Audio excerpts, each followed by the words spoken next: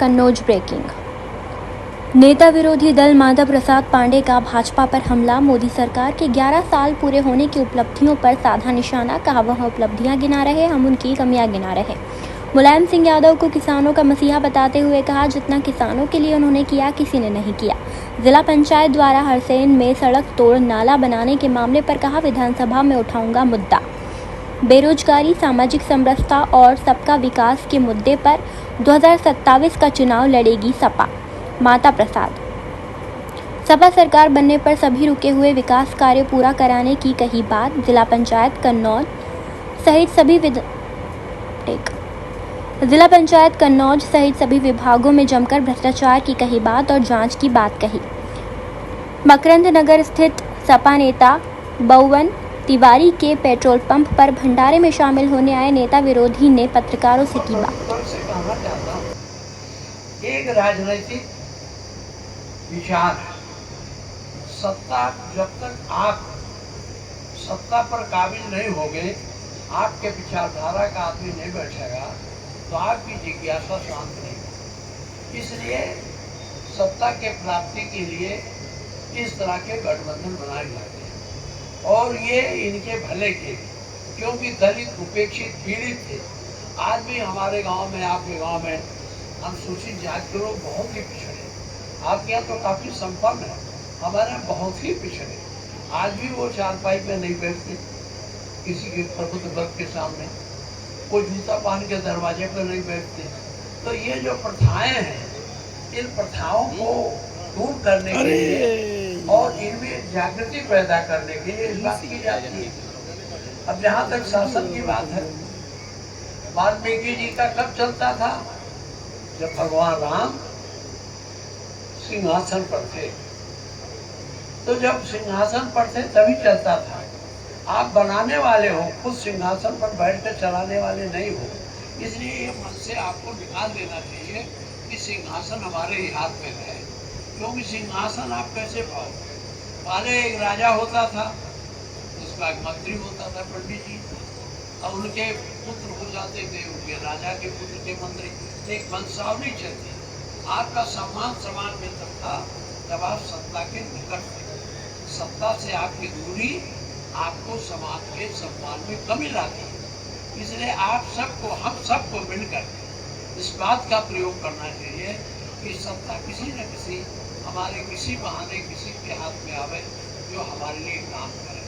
अब हम एक बात जरूर प्रभुत्व को कहना चाहते हैं कि आप अकेले सरकार बना नहीं सकते बिना दूसरों के साथ लिए। तो पीडीए से आपका साथ हो जाए और पीडीए आपके लिए लड़ाई लड़े, आप पीडीए की लड़ाई लड़िए, दोनों साथ मिलकर लड़िए, तो सत्ता में पूरी ताकत आपके हाथ में आ जाए। अलग आप चाहे जितना मीटिंग करो, चाहे जितना करते रहो, हम किसी की शिकायत करने नहीं आए, लेकिन आपको है वो स्थान? आज है स्थान? नहीं है। हम रहते हैं वहीं बगल में रहते हैं, हम सब देख रहे हैं। सब प्रभुत्व वर्ग के भाइयों, मैं आपसे कहने आया हूँ, पूरा भेदभाव छोड़कर सब साथ मिलकर इस समाज को आगे ले जाने के लिए आप समाज प्रतिज्ञा करके जाइए और समाज में जो भी बुराइयां हमको दूर करने का प्रयास करिए और कोशिश करिए कि हम तो कह नहीं सकते, लेकिन आपको सोचना पड़ेगा आखिर इसका नेतृत्व कौन करेगा। आप सोच के बताइए कौन नेतृत्व करेगा, कि आप पर सोच के जा रहा हूँ। बहुत बहुत धन्यवाद। इससे तो हनुमान जी ने सेवा का व्रत लिया था और उनसे मांगते कुछ नहीं थे, केवल सेवा करते थे। तो हनुमान जी की उपासना, हनुमान जी के दिन पर पूजा पाठ हमको सिखाता है कि हमको सबकी सेवा करनी चाहिए। जो सताए हैं, परेशान हैं, ऐसे लोग जिनको समाज में उचित सम्मान नहीं मिल रहा है, उन सब के लिए हमको उनकी सेवा करने का व्रत लेना चाहिए। हनुमान जी का की उपस्थित, हनुमान जी के प्रति समर्पण, यही हमको आज सिखाता है। एक बात और हम कहेंगे, ज़्यादा बात हम नहीं करना, क्योंकि राजनीतिक मंच तो है नहीं, जिसमें सभी विचारधारा के लोग हैं, सब लोग हैं। एक चीज़ जरूर कहेंगे, 2-3 बात हम जो मेरे मन में है कहना चाहता हूँ। पहला बात तो ये प्रबुद्ध वर्ग के मन में ये भ्रम फैला हुआ है कि समाजवादी पार्टी प्रबुद्ध वर्ग की विरोधी, ये नहीं सोचना चाहिए।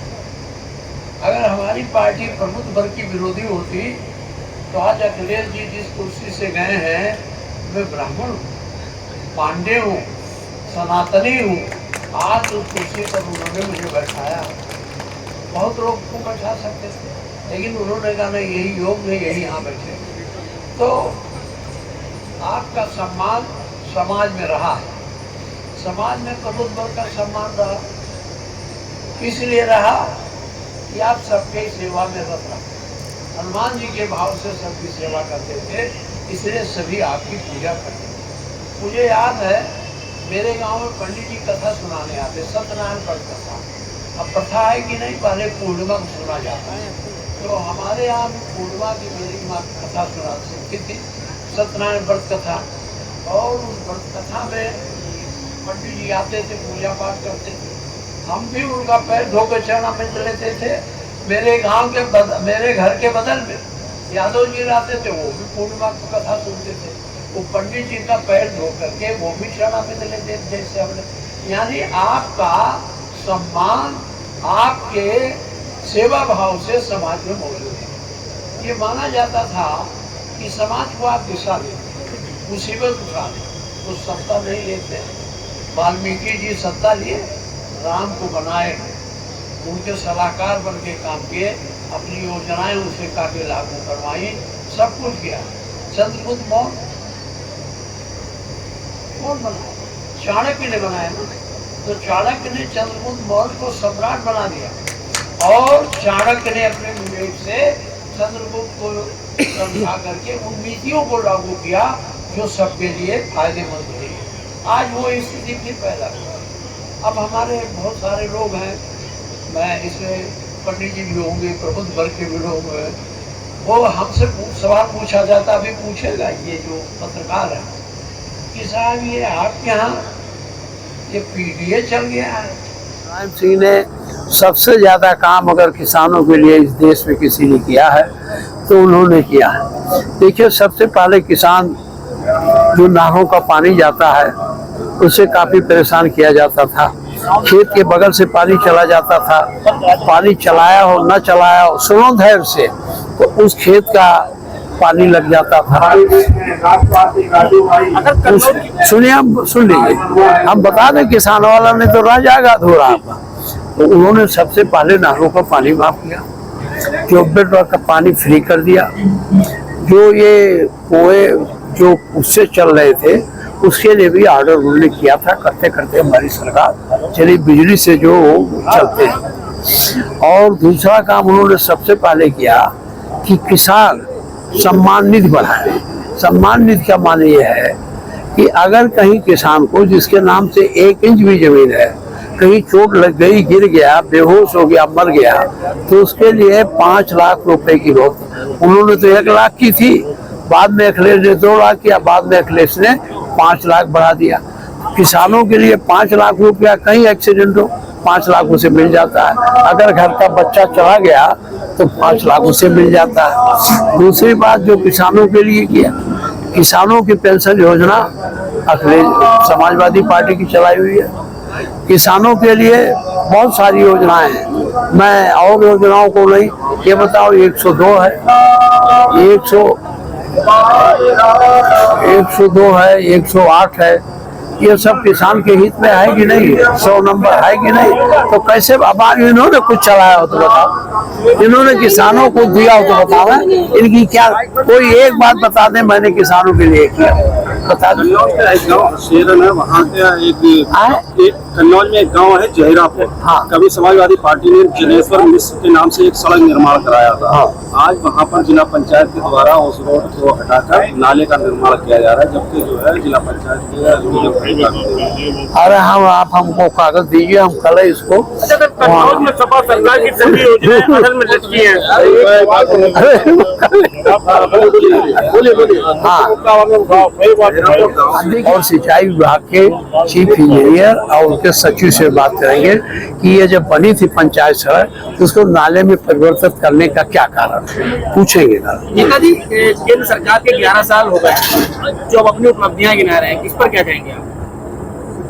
अच्छा भाई, काना आदमी भी अपनी आंख को दोनों आंख वाला बताता है, क्या कहा जाए इसमें।